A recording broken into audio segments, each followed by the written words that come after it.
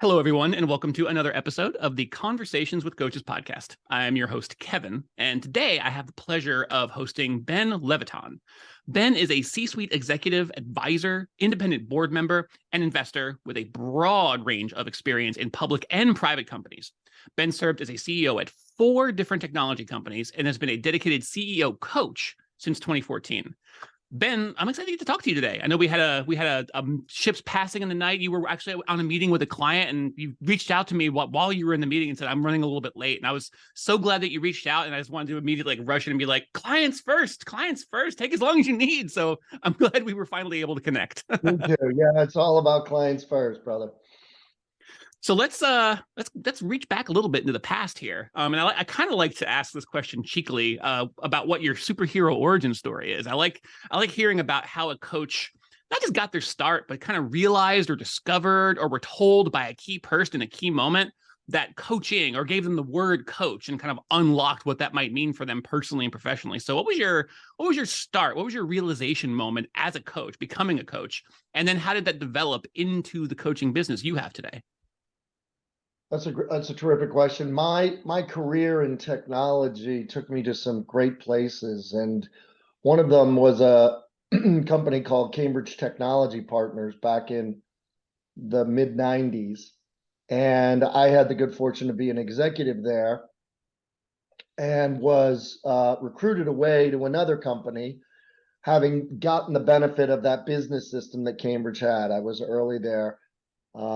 And had great success there, being coached and mentored, if you will, by a boss named Robert Jett. But I joined James Martin and quickly thereafter realized that I didn't want to be doing what I was doing. So I went to the board and I said, I'd like to part company now and resign. And they said, oh, no, no, no, no, no. We're going to make you the CEO. And I was flattered, but unconvinced. And I said, well, I'm kind of feel pretty good about the job I'm in now. I'm not sure I'm ready to be a CEO. And they said, don't worry, we're going to get you a coach. And the vice chairman of the company, a fellow named David Fairburn, for all of you who like Guinness beer, he's the one who brought Guinness beer to the US, spent a few years coaching me on how to become a CEO. So that was the first time that I had a dedicated coach and a dedicated mentor, I would say, who spent a lot of time with me both in person and in meetings and helped me learn and frankly refine my leadership style and my management style to be successful. That set of tools that he taught me, those set of insights that he gave me about me and about the situations that either activate me or affect my effectiveness. Yeah, that works. A big reveal for me. And from that point on, I was a C-suite executive. And then shortly after I concluded that experience, being a CEO, I got hit by a car riding my bicycle, which significantly changed my life. As you can imagine. Fortunately, I had great care at Spalding Rehab here in Boston, and decided that at that point that I wanted to do coaching full time. I wanted to be a resource the way I had been given a resource as the CEO many years before. So that I would say is my origin story as a coach, but I can say confidently it probably started a lot earlier since I'm the youngest of 4 children. And I had older siblings who taught me an awful lot, both by their actions and by their advice, let's call it. And, when you're in a position to be given those kinds of opportunities, you can accept them or not. And for me, I thought they were mostly a present, except when my brother would roughhouse with me, of course. But those are probably the 2 elements, both the good fortune I had in my family with a professor and a school teacher for a mother who, learning curiosity were very important. Hmm. And then having the distinct experience of feeling overwhelmed as a CEO and getting someone to help me process and uh, uh, improve in ways that at times were quite easy, at times were quite difficult. So that's my origin story. I love that. I first of all, I love the fact that your parents were in education. That's unsurprising given the way that you communicate and the way that you and what you do. And it's actually has me thinking again, doubly so, about something that I was reminded of as you begin to tell your sort of origin story, and that how we spend such a tremendous amount of our early years engaged in formal or informal education for obvious and very good, powerful reasons. And then we reach a point, for some people, it's at different points for different people, depending on how their life goes. But we reach a point where that just kind of stops, and you just are sort of like cut loose into the world, and you're meant to just kind of like learn what you need to learn from wherever, like get it wherever you can find it and go forward. And it's one thing that I've come to think about certain kinds of coaching as sort of a continuing education. I know the continuing ed sort of has like a different sort of connotation, but there's a huge gap in where people can go where they've already left their quote unquote official formal education, but still have things that they want to learn in a structured way. They need people to teach them, to show them, to equip them with the tools that they need and the skills that they have to have and develop to go where they want to continue to go. And I feel like coaching steps right into that gap by offering not just more of the same. It's a more sort of interactive, obviously one-to-one is where the real action happens, but they're even in like larger scale, even if it's just like a keynote speech or you have like a group mastermind, which is just another way of, saying you have like a high level college class. You just look at the form that the education takes. And I like this too weak of a word. I genuinely love the way good coaching steps into an education gap and fills it in with the kind of education that people are really, really hungry for as they move through their lives. Well, with coaching, it's quite interesting. Sometimes I'm engaged with folks who aren't immediately open to the idea of coaching, and they've been informed or led to the conclusion that if they were to close some gaps, which often happens, they would then get a promotion. They would then move forward in an organization, and it would have a whole positive effect in their professional outcome. And that distinction between I'm going, as the saying goes, from good to great, is a gap that is logarithmically harder as you are an adult, right? To your point, adult learning is a different kind of a learning, often more applied. And so one of the first things I like to think about when I'm meeting somebody or been asked to meet with somebody about their growth is to figure out what their goals are. Sometimes the goal is to learn how to learn. I've been busy so overwhelmed by doing and doing and doing. I really haven't had time to step back and learn. And often I hear about goals that are not necessarily what I would call classic business goals. Grow the team X amount, or learn how to do a public presentation, or, how to present to the board, whatever it may be. It's often includes a goal about sharpening the blade, learning how to learn. And that's very exciting for me when people have that self-awareness. But as I said, some folks don't. And so it's important to build that trust that it's okay to fail, that learning is not pass fail, and certainly learning how to be a more effective leader is a process, not an event. And that dynamic is something I certainly learned over the couple of years. I was taught how to be an executive and learned how to be an executive, which was, obviously the culmination of a lot of other positive experiences and developmental experiences I had. But the dedication to a goal that is what I'll call below the line, not exactly visible in the coaching, the typical coaching objectives, makes a real difference to the velocity that somebody can pick up as they practice tools and bring back results and learnings. That's another aspect that I feel like, especially for high-level leaders and CEOs, there's often a lot riding on your performance and your abilities. Sometimes perceived only in one's own mind, but often you carry a pretty heavy burden, and there can be a lot of stress and pressure there that pushes out your willingness to fail in any perceivable way, because you feel a certain kind of way about the way you need to perform, or you have certain responsibilities. It's a little bit of a high wire act sometimes, especially for the highest level leaders.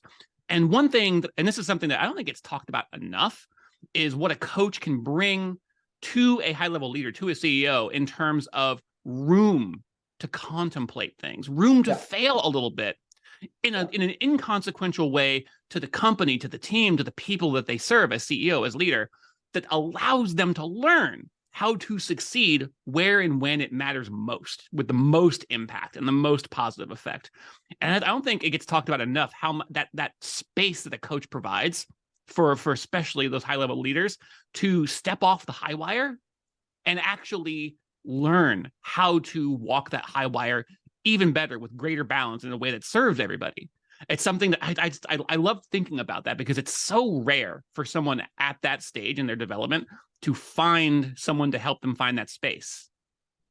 Yeah, I think you make a very good point, and I find it in my practice where I'm often coaching high performers who are growing into a new role, first-time CEO, or maybe second-time CEO, but in a different industry with a different ownership or shareholder dynamic, and declaring that there's a learning gap is quite risky. Because you take the traditional expectations of the CEO. One is expected to do everything they used to know how to do with ease, but they have to work through other people in a way that is quite complicated. And the biggest message I often give to people is, you are not the CEO, you are the current executive officer. You are part of a story that has gone on in the company, from the investors to the board members to your senior managers, about what came before, where you fit, and where things are going. And so being very cognizant of the context within which you're being asked to do different things is extremely important. And one of the big skills for a CEO is context switching. Being very aware of the difference between what I'll call the ceremonial or performative part of the job versus the hard decision-making, priority setting, and balancing those out in such a way that the people who work with you understand that you're practicing as you are performing some of those things. You might be more naturally inclined to be analytical and introverted, uncomfortable in a public setting. You may be much more comfortable alone and contemplative. And the CEO's expectations of themselves need to be reconciled with what the expectations are based on the context of the activities they're involved in. That C in CEO can mean a lot more than just chief, can it? Absolutely. Absolutely. I have so many, like, in my head, like, obviously this is just rich material. In my head, I have like a half dozen different like off ramps to tie in, like, conversations that could go for hours. I feel like this is one thing. Two parts. One thing, I love how much more we're talking about this kind of skill acquisition and learning, because a lot of times there's a sort of a command and control element to leadership, especially at the higher levels, where you're meant to step in and it's sort of like a black box. You just kind of figure it out.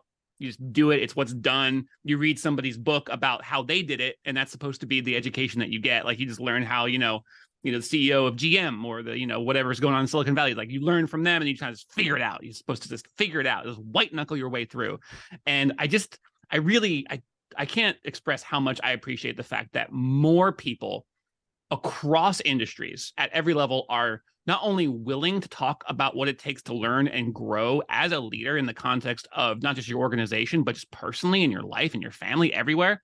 Not just talk about it, but actually engage with it. It demonstrates a kind of vulnerability that I feel like is the beginning of a flip of what vulnerability means for some people, because Yeah, vulnerability is it a takes a little bit of lot a of dirty courage. word. It takes a lot of courage, It does. because the successes are often accrued to the people who work with you and around you, and the failures accrue to you at the top. One of the things, back to your earlier comment about CEOs getting the space to think things through, one of the principles I operate on is called constructive conflict. So there are some CEO coaches whose practice is very much oriented towards, like mine is, towards goals and how you're going to achieve goals and reporting back and acquiring skills on how you're going to get them. But they often bristle at the idea of being challenged, and that their fundamental assumptions are being challenged. And what is very clear in the CEO role, which is different than many other roles, is that your fundamental assumptions get constantly stressed by the decisions that you make. You want to go east, and the organization says, well, kind of northeast. The market says you need to be moving west, and you're busy trying to describe to people things that they don't know or see that only you understand because of your access to information and your engagement with the market and with the employees is very different than anybody else's. So there's often a dynamic where the CEO has to learn how to question their own assumptions, have them challenged, but at the same time bring people along to the emerging, growing organizational needs, and it's not entirely clear. So I often say, the heart of being a CEO is making a decision before you know what the right answer is. And when you do that, you end up, if you do it successfully, you end up sharing with folks what are the assumptions that are guiding your decision? What are the blind spots you're still testing for? And really, how far is your conviction into a particular direction? Many books, as you point out, simplify the role of the CEO. But I can say with confidence, having worked with many over these last few decades, they know an awful lot, but they succeed when they realize how little they know and how curious they need to be to stress their own assumptions, let's call them. Yeah, that marriage of curiosity into the unknown and ability to make decisions and take action, the combination of those things, I think that's why CEOs are so rare and so special. Good CEOs are so rare and so special. Yeah. Less so as we go, though, because I feel like we're understanding more what it takes to understand what you know, to hold the uncertainty of what you don't know inside your mind, and be able to make decisions and take action individually and collectively to lead people in those decisions, in those actions.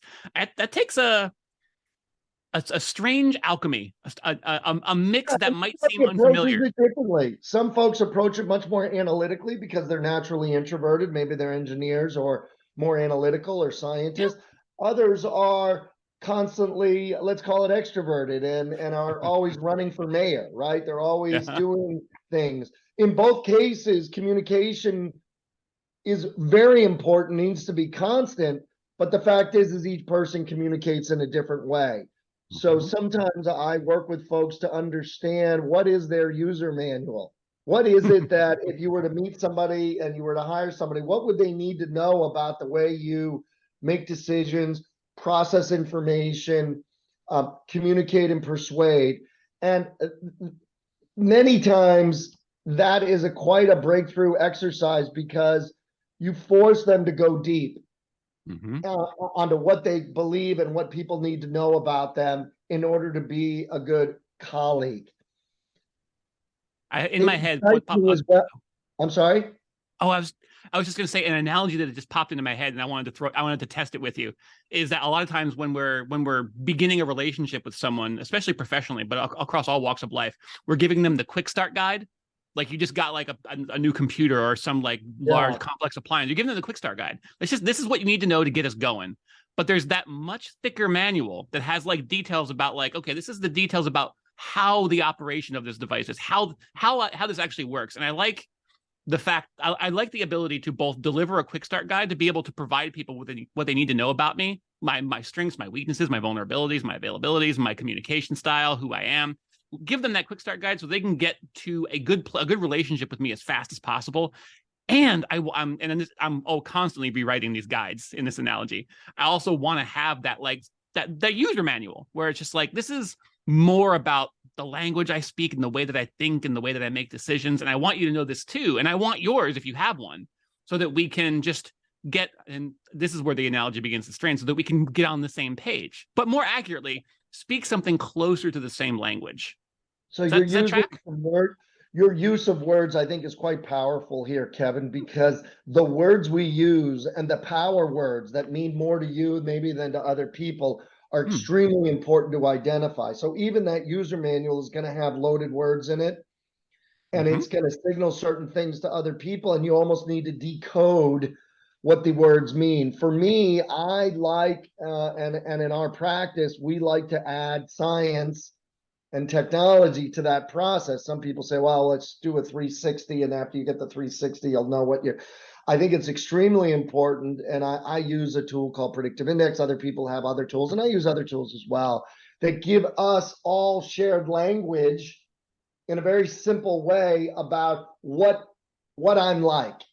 So for me, for example, I'm a maverick, which means a bunch of important things, but it mostly, perhaps the most noteworthy trait is I'm unafraid of failure.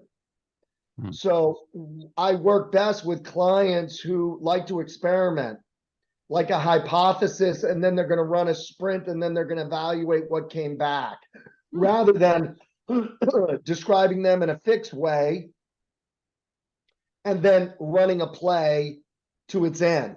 So we're going to try and run a better planning process. Well, that's great, but there are different ways to run that, assuming different, let's call it tactics. You can use different tactics to get to the same goal, and trying them out is part of the power of what you can do with a coach. You can role play, you can rehearse, and you can then report back on what happened. But it all starts with a baseline understanding of who am I and who are you, and what are we trying to do together.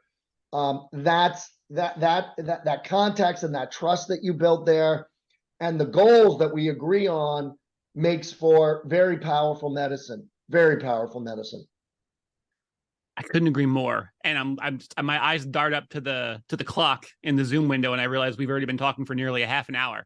Unsurprised, but always pleasantly so, that this conversation has gone to some excellent directions. I would love to have you back on for a part 2. I would love to just keep you all day, but I know that we both have other things going on, clients to serve and people to help. But before I let you go today, and then sneakily invite you back on for a part 2 somewhere down the road, let the audience know, please, where, it's kind of a 2-part question, where people can find out more about you, what you do, what your company does, how you serve, the various offerings you have, and then also where people can best connect with you if they want to start a conversation or start a relationship with you.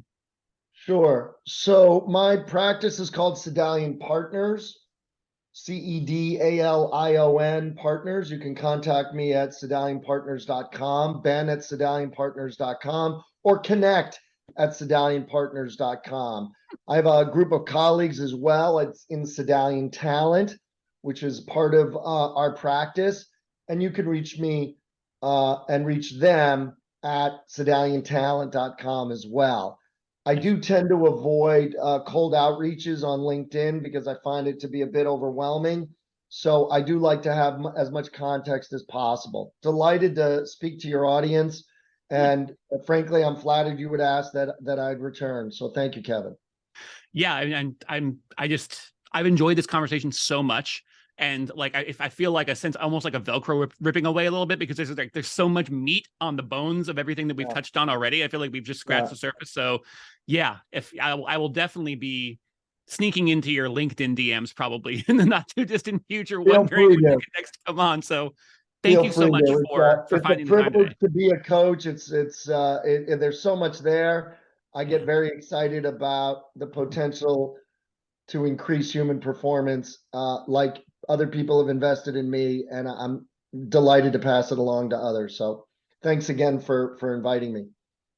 I can genuinely say it was my pleasure, and I look forward to it again. And to the audience, I mean, just you're listening to this, you can tell, you can tell what Ben's made of. Reach out, find out more, connect, learn, see if there's a good fit there. You might be in a position where what Ben has to offer, what Ben and his partners have to offer, is exactly what you're looking for, exactly what you need. So yeah, don't be afraid to reach out, and I will have him back on again. But you can listen to that episode when it airs. In the meantime, we will talk to you again very soon.